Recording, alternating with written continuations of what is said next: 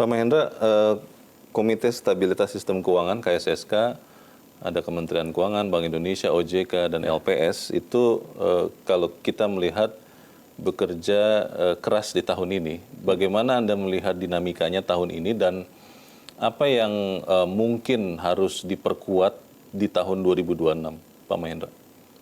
Yang pasti kami akan kerja tidak lebih ringan di tahun 2026, itu pasti ya, karena kondisi global tadi dan juga keinginan kita untuk bisa memproteksi lah pertumbuhan perekonomian Indonesia dari dinamika global yang makin tidak mudah di tahun depan ini.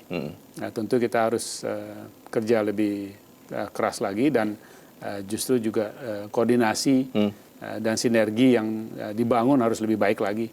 Saya rasa kalau di tingkat KSSK ini dari segi komunikasi, dari segi interaksi dan membangun sinergi baik sekali ya.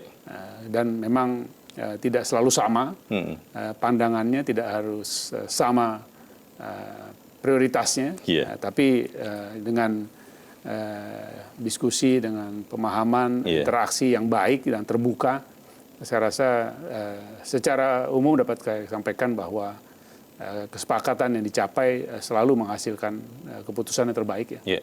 Dan ini saya tidak akan memiliki harapan berbeda untuk masuk ke 2026 ya. Kecuali justru makin baik lagi, makin terintegrasi ya. Pak Mahendra, tadi Anda katakan bahwa tantangan dari luar kelihatannya tahun depan akan lebih besar. Lalu dari dalam permintaan yang harus terus ditumbuhkan. Sentimen keyakinan akan masa depan bisnis itu atau ekonomi itu harus ditumbuhkan. Apa harapan Anda, Pak, untuk tahun 2026 ini? Termasuk mungkin kita bicara kedalaman pasar, Pak. Itu kan termasuk salah satu faktor yang sering sekali dipersyaratkan oleh investor, termasuk juga dari luar, untuk masuk ke Indonesia. Apa yang Anda harapkan agar ada permintaan yang menguat di tahun depan itu, Pak? Ya, kalau saya melihatnya justru dalam kondisi global yang berat tadi, perekonomian suatu negara yang bisa bertahan tetap stabil dari segi sektor keuangannya dan pertumbuhan ekonominya tetap terjaga baik, akan menjadi pengecualian